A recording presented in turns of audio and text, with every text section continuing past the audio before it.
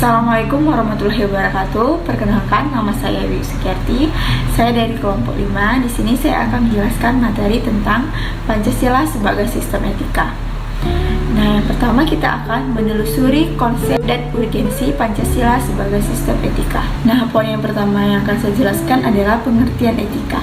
Nah, istilah etika berasal dari bahasa Yunani ethos yang artinya tempat tinggal yang biasa, kebiasaan, watak, sikap, dan cara berpikir. Secara etimologis, etika berarti ilmu tentang segala sesuatu yang biasa dilakukan atau ilmu tentang adat kebiasaan. Dalam arti ini, etika berkaitan dengan kebiasaan hidup yang baik, tata cara hidup yang baik, baik pada diri sendiri maupun pada masyarakat. Nah, dalam hal ini, etika sama maknanya dengan moral. Nah, jadi dapat kita simpulkan, etika secara umum adalah pemikiran filosofi mengenai segala sesuatu yang dianggap baik atau buruk dalam perilaku manusia. Nah, sekarang kita masuk ke poin yang kedua, yaitu aliran-aliran etika. Nah, di sini ada 3 aliran etika. Yang pertama adalah etika keutamaan atau etika kebajikan. Yang kedua ada etika teologis, dan yang ketiga ada etika deontologis. Nah, saya akan menjelaskan yang pertama, etika keutamaan atau etika kebajikan. Nah, etika keutamaan atau etika kebajikan adalah teori yang mempelajari keutamaan. Artinya, mempelajari tentang perbuatan manusia itu baik atau buruk. Ada beberapa watak yang terkandung dalam nilai etika keutamaan. Di antaranya adalah baik hati, kesatria, belas kasihan, terus terang, berani, percaya diri, peduli, dan toleran. Nah, sekarang kita masuk yang kedua, yaitu etika teleologis. Nah, etika ini adalah teori yang menyatakan bahwa hasil dari tindakan moral menentukan nilai tindakan atau kebenaran tindakan dan dilawankan dengan kewajiban. Nah, sebagai contoh, misalnya seseorang yang mungkin berniat sangat baik atau mengikuti asas-asas moral yang tinggi, akan tetapi hasil dari tindakan moral tersebut berbahaya atau jelek, maka tindakan tersebut nilai secara moral sebagai suatu tindakan yang tidak etis. Nah, etika etiologis ini menganggap nilai moral dari suatu tindakan dinilai berdasarkan pada efektivitas tindakan tersebut dalam mencapai tujuannya. Jadi yang dinilai dari etika ini adalah hasil akhir dari tindakan yang kita lakukan. Nah, yang ketiga ada etika deontologis. Nah, etika ini adalah teori etis yang bersangkutan dengan kewajiban moral sebagai hal yang besar dan bukannya membicarakan tujuan atau akibat. Nah, kewajiban moral bertalian dengan kewajiban yang seharusnya, kebenaran moral atau kelayakan keputusan. Nah, kewajiban moral ini mengandung kemestian untuk melakukan tindakan. Jadi, intinya etika deontologis ini lebih mengutamakan kepada kewajiban. Perkenalkan, nama saya Gederangga Nugraha Pangestu. Saya dari kelompok 5. Sekarang saya akan menjelaskan poin ketiga, yaitu etika Pancasila. Etika Pancasila adalah cabang filsafat yang dijabarkan dari sila-sila Pancasila untuk mengatur perilaku kehidupan bermasyarakat, berbangsa, dan bernegara di Indonesia. Oleh karena itu, di dalam Pancasila terkandung nilai ketuhanan yang mengandung dimensi moral, kemanusiaan yang mengandung dimensi humanus, persatuan yang mengandung dimensi nilai solidaritas, kerakyatan yang mengandung dimensi nilai berupa sikap menghargai orang lain, dan yang terakhir yaitu yang kelima, keadilan yang mengandung dimensi nilai mau peduli terhadap orang lain. Kelima nilai tersebut membentuk perilaku manusia Indonesia dalam semua aspek kehidupannya. Lalu, etika Pancasila itu lebih dekat dengan pengertian etika keutamaan. Mengapa? Karena etika Pancasila tercermin dalam 4 tabiat saleh. Apa aja isi tabiat saleh sih? Pertama, kebijaksanaan. Kedua, kesederhanaan. Ketiga, keteguhan. Keempat, keadilan. Kedua, urgensi Pancasila sebagai sistem etika. Pentingnya Pancasila sebagai sistem etika terkait dengan problem yang dihadapi bangsa Indonesia. Apa aja sih problem yang dihadapi bangsa Indonesia? Pertama, banyaknya kasus korupsi yang melanda negara Indonesia. Kedua, masih banyak terjadinya aksi terorisme yang mengatasnamakan agama.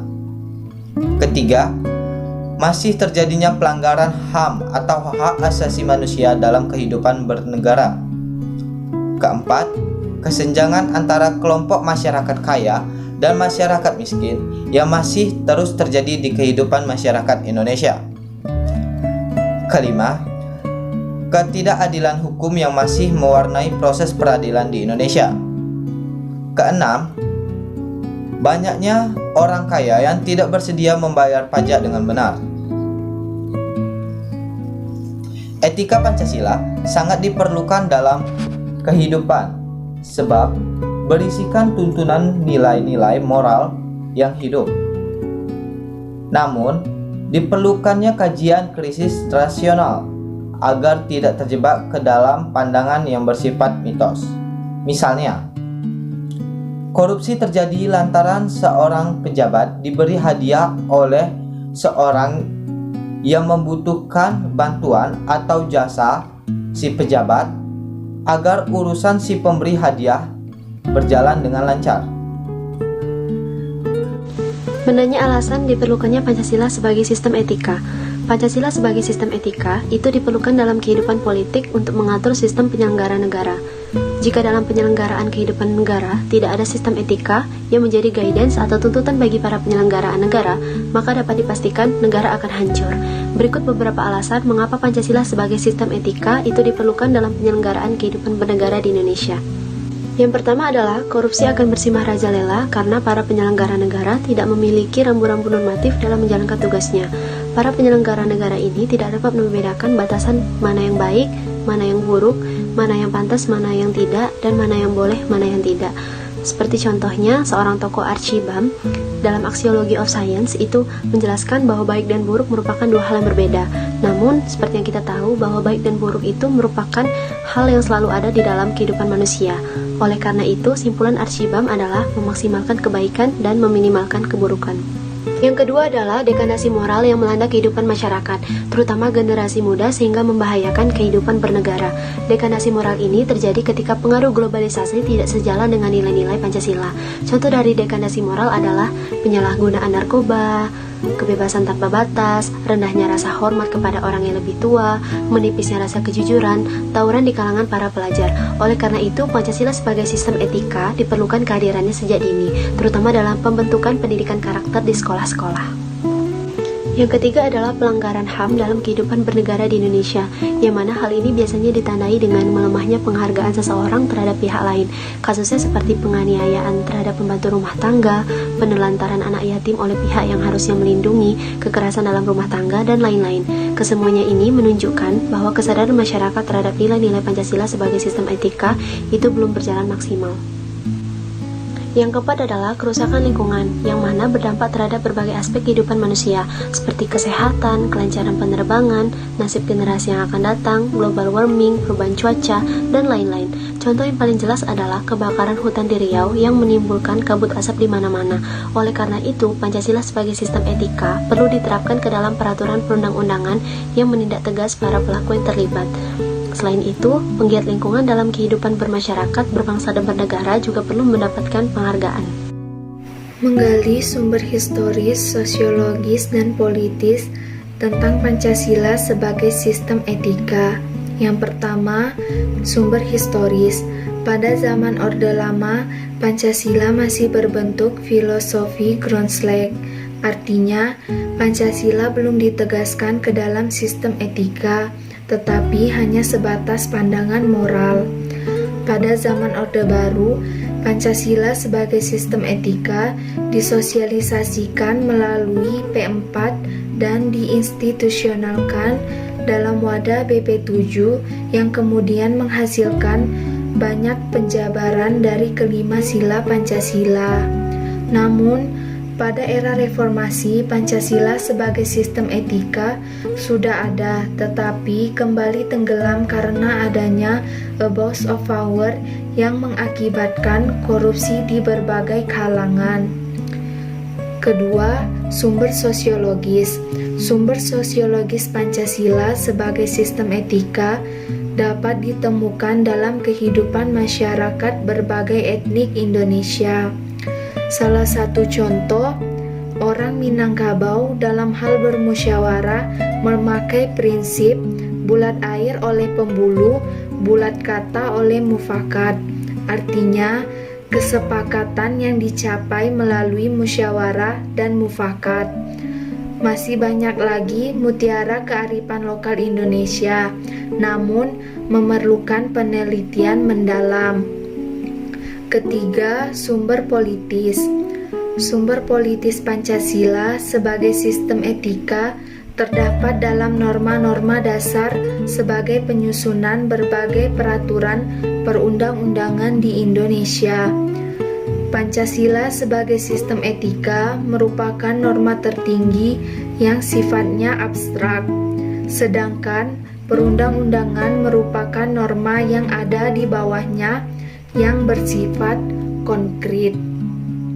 Perkenalkan, nama saya Nanda Luki Fatona dari kelompok 5. Baiklah, di sini saya akan menjelaskan mengenai materi membangun argumen tentang dinamika dan tantangan Pancasila sebagai sistem etika.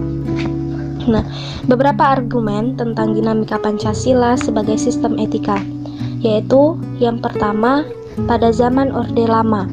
Nah, pada zaman itu pemilu diselenggarakan dengan semangat demokrasi yang diikuti oleh banyak partai politik, tetapi hanya dimenangkan oleh 4 partai politik, yaitu Partai Nasional Indonesia, Partai Muslimin Indonesia, Partai Nahdlatul Ulama, dan Partai Komunis Indonesia.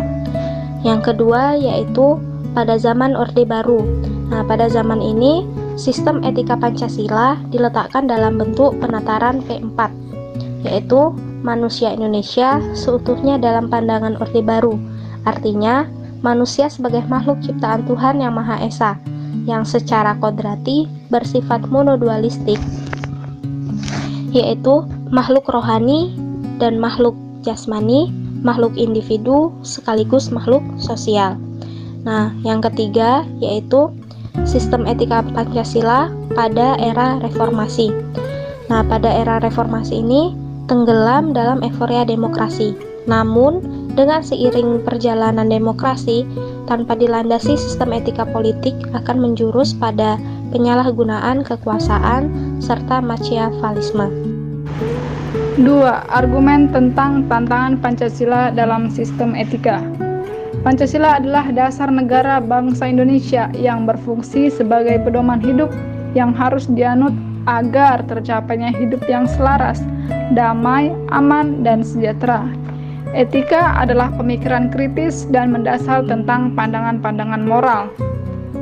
Dan Pancasila memiliki etika yang harus diterapkan oleh seluruh masyarakat Indonesia dalam hal apapun, yang seharusnya baik pemerintah maupun masyarakat Indonesia menjunjung tinggi nilai-nilai Pancasila. Akan tetapi, jika kita mengingat sejarah pemerintahan, ada beberapa bentuk tantangan terhadap Pancasila sebagai sistem etika yang muncul dalam kehidupan bangsa Indonesia. Yang pertama yaitu tantangan terhadap sistem etika Pancasila pada zaman Orde Lama berupa sikap otoriter dalam pemerintahan. Otoriter itu sendiri artinya yaitu kekuasaan politik terkonsentrasi pada pemimpin, yang tercermin dalam pemerintahan Indonesia yang menerapkan sistem demokrasi terpimpin. Hal ini mengakibatkan adanya ketidaksesuaian dengan sistem etika Pancasila yang lebih menonjolkan semangat musyawarah, yaitu mengambil keputusan secara bersama untuk mencapai suatu mufakat. Yang kedua, tantangan Pancasila sebagai sistem etika Pancasila terkait KKN atau korupsi, kolusi, dan nepotisme yang sangat-sangat merugikan penduduk Indonesia. KKN telah menjadi bagian intrinsik atau sudah mendarah daging di pemerintah Indonesia sejak rezim Orde Baru Presiden Soeharto tahun 1965 sampai 1998. Hal tersebut tidak sesuai dengan keadilan sosial karena KKN hanya menguntungkan segelintir orang atau individu yang melakukannya. Yang ketiga yaitu Tantangan terhadap sistem etika Pancasila pada era reformasi berupa euforia, kebebasan berpolitik sehingga mengabaikan norma-norma moral. Saya akan menjelaskan sedikit materi tentang 5 hakikat etika Pancasila sebagai sistem etika. Yang pertama, hakikat sila ketuhanan. Hakikat sila ketuhanan terletak pada keyakinan bangsa Indonesia bahwa Tuhan sebagai penjamin prinsip moral. Maka, prinsip moral tersebut memiliki kekuatan untuk dilaksanakan oleh pengikut-pengikutnya.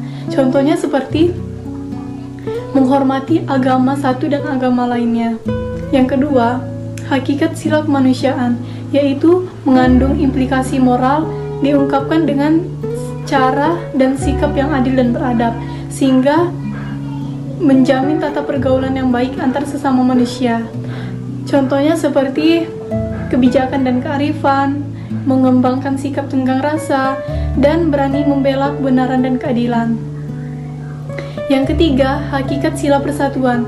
Hakikat sila persatuan mengandung semangat kebersamaan, solidaritas sosial yang melahirkan kekuatan menghadapi sebuah penetrasi atau perubahan nilai memecah belah bangsa. Contohnya seperti menjunjung tinggi nilai dalam bangsa tersebut. Yang keempat, hakikat sila kerakyatan. Hakikat sila kerakyatan prinsipnya sama halnya dengan musyawarah mufakat, yang artinya menghargai diri sendiri sama halnya dengan menghargai orang lain. Contohnya, tidak memaksakan kehendak orang lain, saling menerima berbagai macam argumen dari orang lain.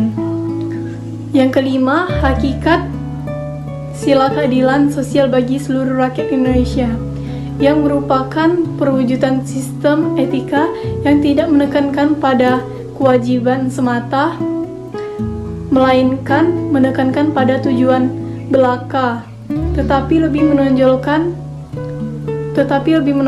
keutamaan dalam suatu bangsa tersebut. Contohnya, bersikap adil dan memberi pertolongan tanpa pandang bulu. Urgensi Pancasila sebagai sistem etika antara lain ialah sebagai berikut. 1. Meletakkan sila-sila Pancasila sebagai sistem etika sama halnya dengan menempatkan Pancasila sebagai sumber moral dan inspirasi bagi penentu sikap, tindakan, dan keputusan yang diambil setiap warga negara.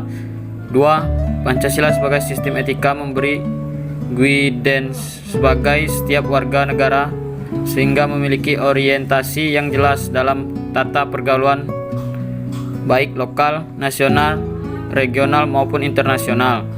3. Pancasila sebagai sistem etika dapat menjadi dasar analisir bagi berbagai kebijakan yang dibuat oleh penyelenggara negara, sehingga tidak keluar dari semangat negara kebangsaan yang berjiwa Pancasilais. 4. Pancasila sebagai sistem etika dapat menjadi filter untuk menyaring pluralitas nilai yang berkembang dalam kehidupan masyarakat sebagai dampak globalisasi yang mempengaruhi pemikiran warga negara.